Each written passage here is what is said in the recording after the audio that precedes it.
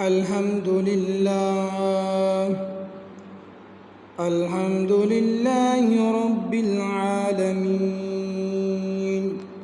والصلاة والسلام على خاتم الأنبياء والمرسلين وعلى آله وصحبه أجمعين. أما بعد، فأعوذ بالله من الشيطان الرجيم. بسم الله الرحمن الرحيم. اللهم صل وسلم وبارك على سيدنا ومولانا محمد وعلى آله وصحبه أجمعين. عزیزان محترم، اللہ نے ارشاد فرمایا، وَكُلُوا مِمَّا رَزَقَكُمُ اللَّهُ حَلَالًا طَيِّبًا وَاتَّقُوا اللَّهَ الَّذِي أَنْتُمْ بِهِ مُؤْمِنُونَ. کھاؤ جو کچھ حلال پاکیزہ روزی تمہیں اللہ تعالیٰ نے دی، اور اللہ تعالیٰ سے ڈرو جس پر تمہیں ایمان ہے. محترم بھائیو، اللہ تعالیٰ نے انسان کو پیدا فرمایا، اسے زمین میں اپنا نیب بنایا، اس کی خدمت و فائدے کے لیے اس جہان کے عناصر یعنی پانی، ہوا، حیوانات و نباتات، شمس و قمر اور رات و دن میں سے کچھ اس کے قبضے میں دیے. ارشاد فرماتا ہے، وَإِن تَعُدُّوا نِعْمَةَ اللَّهِ لَا تُحْصُوهَا. اگر اللہ کی نعمتیں گنو تو شمار نہ کر سکو گے. ان نعمتوں میں سے کھانا بھی ایک اہم نعمت ہے جو انسانی بقا کا ایک بڑا سبب ہے، جن سے بدن کو غذا اور قوت و طاقت حاصل ہوتی ہے. اللہ عز و جل نے اس نعمت کے ذریعے بھی انسانیت پر بڑا احسان فرمایا.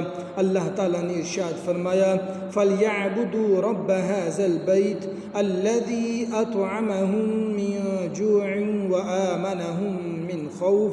تو انہیں چاہیے کہ اس گھر کعبہ کے رب کی عبادت کرے جس نے انہیں بھوک میں کھانا دیا اور انہیں ایک بڑے خوف سے ایمان بخشی. وہ بھوک جس میں یہ لوگ اپنے وطن میں کھیتی نہ ہونے کے باعث مبتلا تھے، ان تجارتی سفروں کے ذریعے سے انہیں کھانا دیا.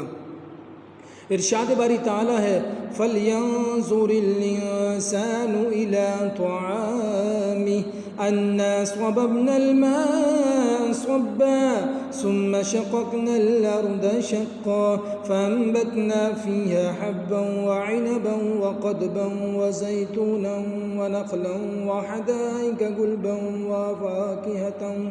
وَفَاكِهَةً وَأَبًّا مَّتَاعًا لَّكُمْ وَلِأَنْعَامِكُمْ. تو آدمی کو چاہیے کہ اپنے کھانوں کو دیکھیں کہ ہم نے اچھی طرح پانی ڈالا، پھر زمین کو خوب چیرا، تو اس میں تمہارے اور تمہارے چپائیوں کے لیے اناج اور انگور اور چارہ اور زیتون، کھجور اور گھنے باغات اور میوے اور نرم و عمدہ گھاس اگایا جنہیں تم اور تمہارے جانور کھاتے ہیں، اور جو حیات کا سبب ہے کہ ان میں رب تعالیٰ کی قدرت ظاہر ہے کہ کس طرح جزء بدن ہے اور کس نظام میں عجیب سے کام میں آتے ہیں، اور کس طرح رب تعالیٰ عز و جل عطا فرماتا ہے. اس طرح رب تعالیٰ نے تمہارے لیے دریا کو مسخر کیا، لِتَأْكُلُوا مِنْهُ لَحْمًا طَرِيًّا، کہ تم اس میں سے تازہ گوشت کھاتے ہو. برادران اسلام، ہم میں سے ہر ایک کی کوشش ہوتی ہے کہ اس سے زیادہ سہولیات وسائش میسر آئے.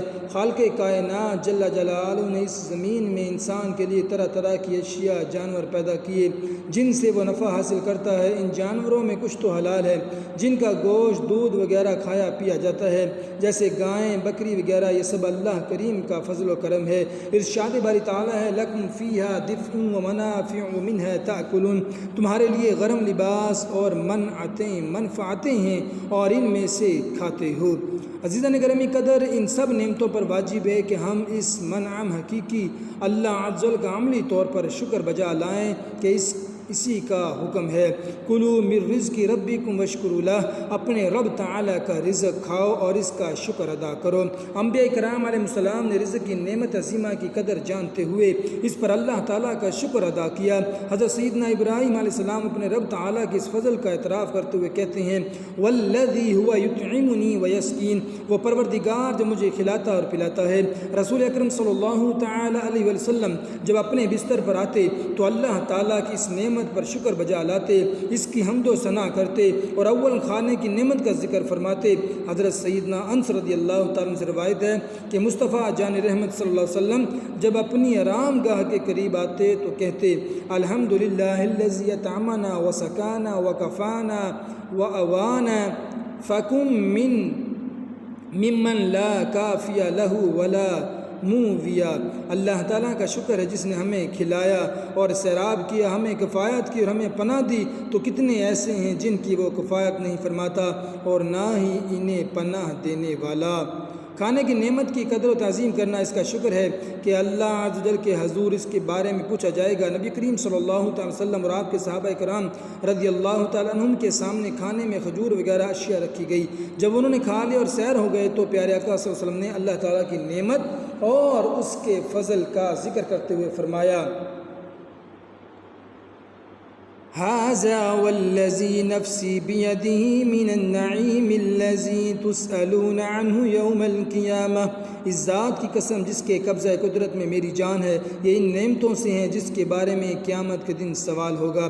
عزیز دوستو، کھانے کی نعمت کا شکریہ بھی ہے کہ ہم کھانے پینے میں اعتدال سے کام لیں اور اسراف سے بچیں۔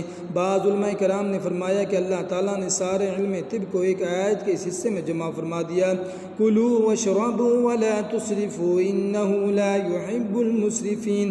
کھاؤ پیو اور حد سے نہ بڑھو، یقین حد سے بڑھنے والے اللہ تعالیٰ کو پسند نہیں۔ حضرت سیدنا ابن عباس رضی اللہ تعالیٰ عنہ نے فرمایا جو چاہو کھاؤ اور پیو، بس دو غلطیاں مت کرنا، ایک اسراف اور دوسرا تکبر۔